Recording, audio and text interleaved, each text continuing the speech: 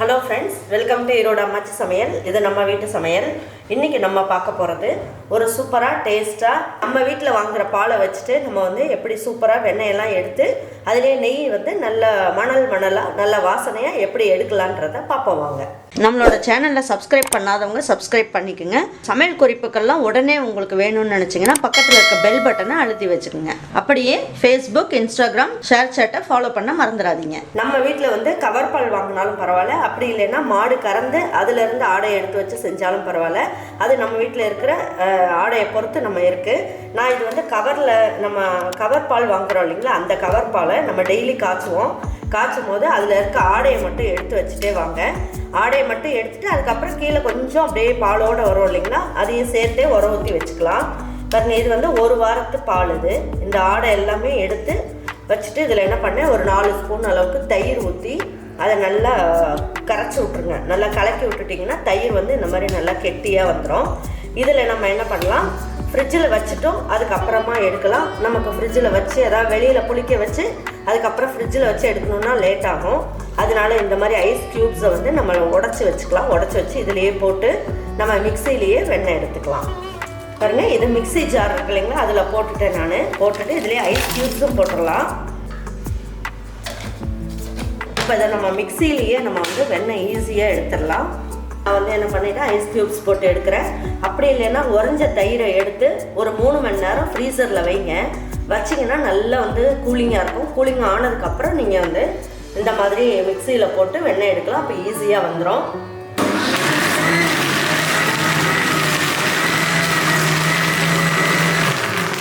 எதுக்காக ice cubes போட்டு எடுக்கணும் அப்படின்னா, நம்ம இப்போ மிக்சியில் போட்டு அடிக்கும் போது இந்த தயிர் வந்து சூடாகாமல் இருக்கும், சீக்கிரமாக வெண்ணெய் வந்துடும். அதுக்காக ஐஸ் க்யூப்ஸ் போட்டுக்கலாம். அப்படி இல்லைன்னா ஃப்ரீசரில் வச்சுக்கலாம்.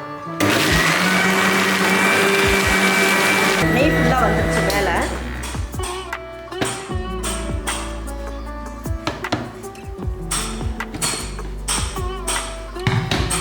கையை ஈரம் பண்ணிவிட்டு இதை வந்து எல்லாமே நம்ம எடுத்துடலாம். இது ஒரு 10 நிமிஷத்துலலாம் உங்களுக்கு வந்து ஆடை வந்து பாருங்கள், இதுலேருந்து வெண்ணெய் வந்து நல்லா தனியாக பிரிஞ்சு வந்துடும். பாருங்கள், இந்த மாதிரி பாத்திரத்தில் தண்ணியை வச்சுக்கோங்க. வச்சுட்டு நம்ம என்ன பண்ணலாம், இப்போ எடுத்த வெண்ணெய் ஃபுல்லாக எடுத்து நல்லா கையில் இப்படி உருட்டிட்டு இதில் எடுத்து போட்டுடலாம்.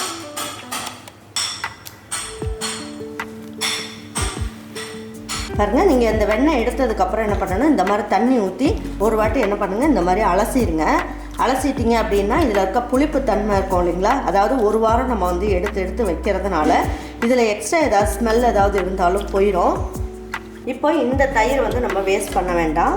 இதுலேயே பசங்களுக்கெல்லாம் வந்து நீங்கள் மோராவும் அடித்து கொடுக்கலாம். அடித்து கொடுக்கும் போது நீங்கள் என்ன பண்ணுங்கள், இதில் கொஞ்சமாக கொத்தமல்லி, பச்சை கொத்தமல்லி, இஞ்சி ஒரு பீஸு, அதுக்கப்புறம் மிளகு ஒரு 10 எல்லாமே இதில் போட்டு, கருவேப்பிலை ஒரு இனுக்கு எல்லாம் ஒன்றா போட்டு கொஞ்சம் உப்பு போட்டுட்டு மறுபடியும் எல்லாத்தையும் ஒரு வாட்டி மிக்சியில் போட்டு அடிச்சுட்டு வடிகட்டி பசங்களுக்கெல்லாம் கொடுக்கலாம்.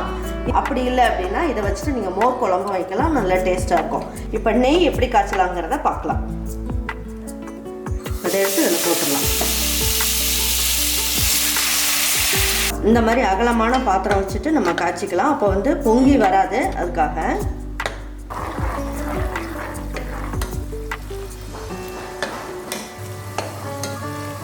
இங்கே பாருங்கள், இப்போ 3/4 பதத்துக்கு நெய் வந்து ஆயிடுச்சு. ஒரு சிலர் நெய் காய்ச்சும் போது என்ன பண்ணுவாங்க, நம்ம வீட்டில் பெரியவங்கெல்லாம் காய்ச்சும் போது முன்னாடிலாம் அதில் வந்து முருங்கைத்தலை போட்டு காய்ச்சுவாங்க. முருங்கைத்தலை போட்டு காய்ச்சும் போது இந்த நெய்யை வந்து நம்ம நல்லா வாசனையாக இருக்கும். ஆனால் வந்து அது நம்ம சாமிக்கு எல்லாம் விளக்கேற்றுறோம் அப்படின்னும் போது அது முருங்கைத்தலை போட்டு ஏற்றுறது அவ்வளோ ஒன்றும் சிறப்பு கிடையாது. அதனால இந்த முருங்கைத்தலை எல்லாம் போட வேண்டாம். நம்ம வீட்டில் சாப்பிட்றதுக்கு மட்டும் யூஸ் பண்ணுற மாதிரி இருந்தால் முருங்கைத்தலை போட்டுக்கோங்க. அப்புறம் முருங்கைத்தலை எல்லாம் போட்டோம்னா ஸ்வீட்லாம் செய்யும் போது ஸ்வீட்டோட டேஸ்ட்டையும் கெடுத்துரும். பாருங்கள், நெய் நல்லா காஞ்சிருச்சு. ஆனால் வந்து இந்த கீழே பாருங்கள் கொஞ்சம் தயிர் மாதிரி தான் இருக்குது. அது எல்லாமே நல்லா ப்ரௌன் கலர் பாருங்கள், இது தெரியுதா உங்களுக்கு, இது எல்லாமே நல்லா ப்ரௌன் கலரில் ஆயிடுச்சுன்னா தான் நெய் நல்லாயிருக்கும் டேஸ்ட்டு.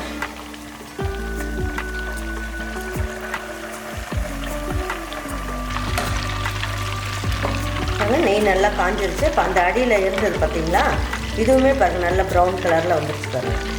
இதுக்கு மேலே நீங்கள் விட்டுட்டீங்க அப்படின்னா அது என்ன ஆயிரும், உங்களுக்கு நெய் வந்து ஒரு கலர் மாறிடும், ஒரு பிளாக் கலரில் ஆயிரும். அந்த மாதிரி இருக்கக்கூடாது. இந்த மாதிரி நல்ல ப்ரௌன் கலரில் ஆனதுக்கப்புறம் இந்த நெய் வந்து நல்ல டேஸ்ட் கொடுக்கறதுக்கு நம்ம என்ன பண்ணணும் அப்படின்னு பார்த்தீங்கன்னா இதில் சும்மா ஒரு சிட்டிகை அளவுக்கு உப்பு போடுங்க, வாசனையாக இருக்கும். அதுக்கப்புறம் பார்த்தீங்கன்னா இதில் 1 ஸ்பூன் அளவுக்கு நம்ம எடுத்த மோர் அதை கொஞ்சம் ஊற்றுனீங்கன்னா சும்மா சடன்னு வருது பாருங்கள் இந்த சவுண்டு.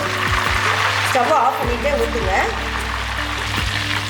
இந்த மாதிரி வரும்போது என்னாகும், இதுவும் நல்லா இந்த நெய்யிலேயே நல்லா பொரிஞ்சிரும். இதை ஒரு 20 நிமிஷத்துக்கு நல்லா ஆற வைக்கலாம்.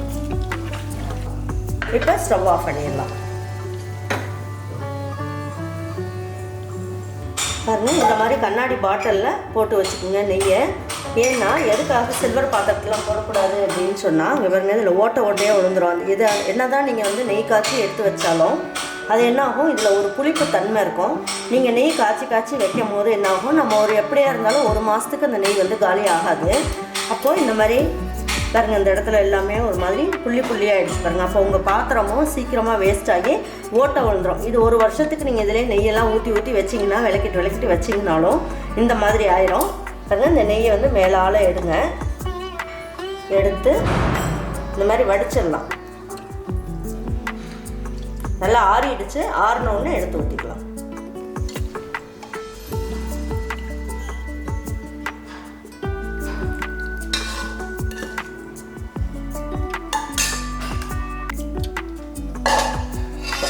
நெய் வந்து இந்த அளவுக்கு நல்லா ஃபுல்லாக வந்துருச்சு. இப்போ இதை நீங்கள் வேஸ்ட் பண்ண வேண்டாம். வேஸ்ட் பண்ணாமல் என்ன பண்ணலாம், இதில் கொஞ்சமாக ஜீரகம் போட்டுட்டு சாதம் போட்டு கொஞ்சம் ஒரு உப்பு கல் போட்டு சாதம் போட்டு பரட்டி சாப்பிட்டிங்கன்னா நெய் சாதம் சூப்பராக ரொம்ப நல்லா டேஸ்ட்டாக இருக்கும். பாருங்கள், இப்போ இந்த பாத்திரம் வந்து உங்களுக்கு க்ளீன் பண்ணுறதுக்கு கஷ்டமாக இருக்குன்னு தோணுச்சுன்னா இதில் ஒரு டப்பா அளவுக்கு தண்ணி ஊற்றிடுங்க. ஊற்றி 1 நிமிஷம் தண்ணியை சூடு பண்ணிடுங்க. சூடு பண்ணிவிட்டு இது எல்லா பக்கமும் இதை நல்லா இது பண்ணிட்டிங்கன்னா ஊறிடும். விளக்குறதுக்கும் ஈஸியாகிடும்.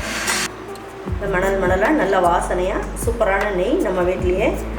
நீங்களும் இதே மாதிரி ஆடையெல்லாம் எடுத்து வச்சு நான் சொன்ன மெத்தடில் நீங்கள் செஞ்சீங்கன்னா உங்களுக்கும் சூப்பரான நெய் நம்ம வீட்லேயே நீங்கள் வந்து செஞ்சிடலாம். இதே மாதிரி ஒரு நெய்யை உங்கள் வீட்டில் இருக்கவங்களாம் செஞ்சு கொடுத்துட்டு அவங்களுக்குலாம் பிடிச்சிருந்ததுன்னா லைக் பண்ணுங்கள், ஷேர் பண்ணுங்கள், சப்ஸ்கிரைப் பண்ணுங்கள், மறந்துடாமல் கமெண்ட்ஸ் பண்ணுங்கள். தேங்க்யூ ஃபார் வாட்சிங் ஈரோடு அம்மாச்சி சமையல். தேங்க்யூ.